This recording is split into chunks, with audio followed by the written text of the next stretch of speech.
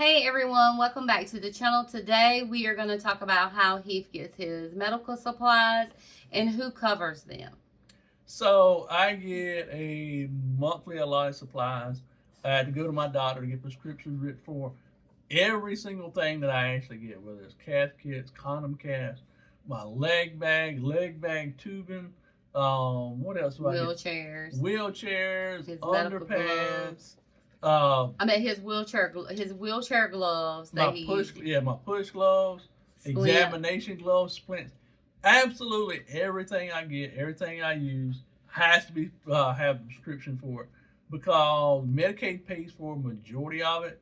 For some of the stuff that's not covered by Medicaid, I am with the Disability and Special Needs Board under the Haskell waiver, and so whatever Medicaid doesn't cover, the Haskell waiver ends up covering for my supplies. Right now, Heath is in the process of trying to get a new wheelchair. In order for him to get a new wheelchair, he has to go to physical therapy to say that he needs a wheelchair. In my opinion, I feel like it is very stupid. I mean, it's just more money for the insurance to pay for because you think about it. They're paying for the physical therapy appointment. They're paying for the doctor appointment that he went to. They're paying for so much that after 31 years, you would think you don't need a subscription or to go to a physical therapy just to say that you're paralyzed. So it'll be interesting to see how long it takes. It takes a while. I know when I had my own insurance, he was under it. And so therefore, when I had insurance through my job, it would pay for everything, and then what they didn't pay, Medicaid paid. Yep. But unfortunately, I still am unemployed. I'm not able to go back to work. And so he just relies on Medicaid alone. Yep. And the thing about, like she was saying, with Medicaid, I had to have physical therapy. So for an assessment, and then the company that provides a wheelchair, they had to come out as well to my physical therapy appointment to make sure, I'm fitted correctly for it. Which I understand that, to make sure the fitting is everything right. But like when I was talking to my doctor the other day for a prescription, he said it's absolutely crazy. He said so many forms I have to fill out for you just to be able to get a wheelchair. Right. And so that's where we're at with trying to get a new wheelchair. Hopefully it won't take long, but it's a long drawn out process. His medical stuff that we use, it sometimes can be very aggravating as well. Like last year, there was 2 months that we went without getting supplies. And it was a good thing we did have a little backup because you don't want to go without caffeine. No. Caffeine is something that is very, very important. And so our caseworker through the Board of Disability handles that.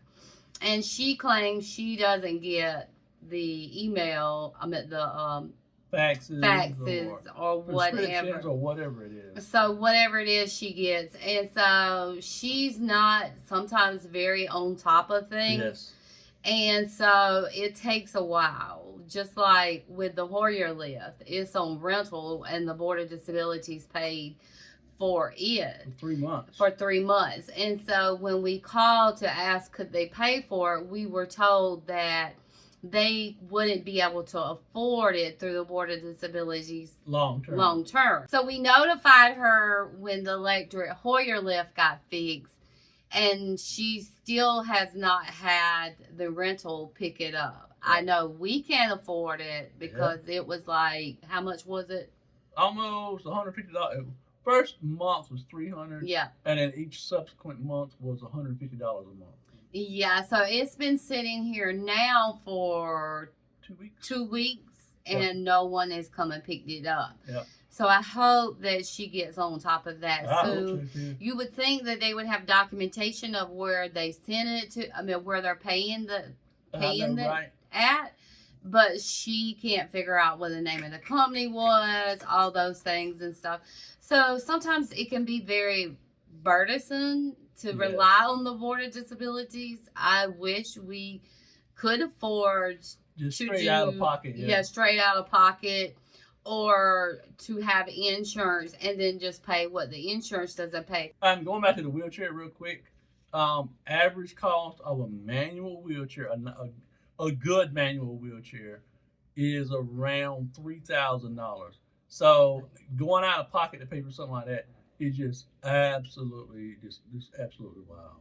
And it costs money to be paralyzed. It's not a situation where you can just buy it for $200 or $300. Yeah. It costs big money. $300 is the average cost of a wheelchair cushion. So what would you say your average cost is for all your supplies? For all my supplies, oh my gosh, probably several $1,000s a month, I would think. Yeah. For a lot, majority of my stuff. Some of the stuff is not like really expensive, like $60, $70, like gloves or whatever, like $30, $40, $50, depending on where they get them from. Splints are around the same price. But like the catheter kits and the condom casts and things of that nature, those are what really cost a lot. And they're around, $1,000 or so more dollars a month, if not more than that per month, that Medicaid pays for my supplies. I will say that the Board of Disabilities is supposed to be paying for Heath suppositories, but they have not paid or sent any out in quite some time. I don't know if it's a caseworker thing or whatever, but we have dealt with them for a lot of years, and every caseworker he has ever had, except maybe two, are very slow. It's hard to reach them. It's hard to get those supplies and stuff. I don't know if it's that they have so many clients or whatnot, but I think it's sad because these people, they rely on those things. And so you should have a caseworker that is actually there to provide those things they need. Yeah. They shouldn't have to sit and wait months and months. We shouldn't have went 2 months without products coming in. And the reason we're doing this video is to raise awareness for people that do have to depend upon Medicaid. Not everybody is financially able to afford those things, you know. Some people are fortunate enough to be rich and get paralyzed and be able to afford those things. But for somebody that is, I guess you would call us middle class, they're not able to afford those things. And it's just sad because if it's happening to us, it's happening to other people. So we're not saying we're not thankful for those things, because we are thankful for Medicaid and that being a means for Heath to be able to get the supplies he has. I do wish that I could go back to work and get insurance.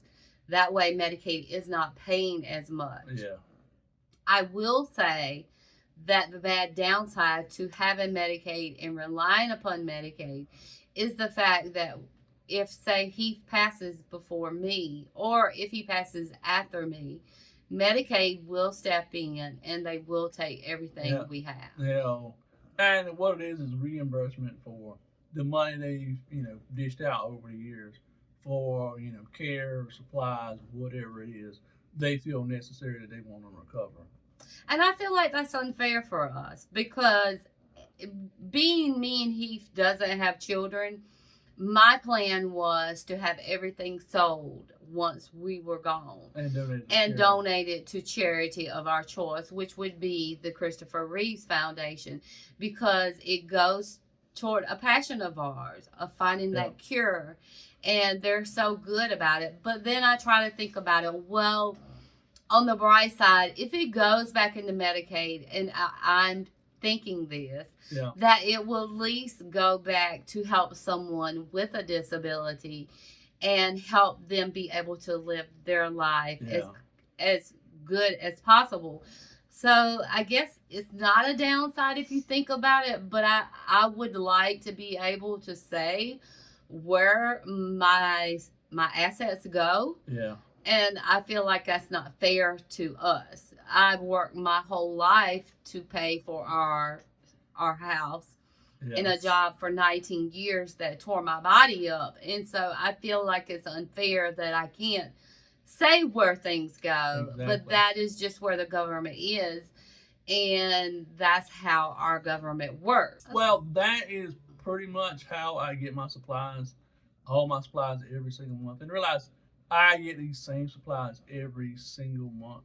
So you're figuring what, 20, 30, $40,000 a year Yeah. in supplies, and just imagine if you had to pay for that out of pocket for somebody. Well, I mean, lucky enough that I say lucky enough, but we're in a low enough income bracket because I just get SSI Yeah. that I'm able to get Medicaid, and I'm able to have home care and supplies that is paid for through Medicaid. Yeah. But anyway, that's it for today's video. Yeah. Anything else you want to say? That's it. And we will see you in our next video. Much love, y'all. Much love.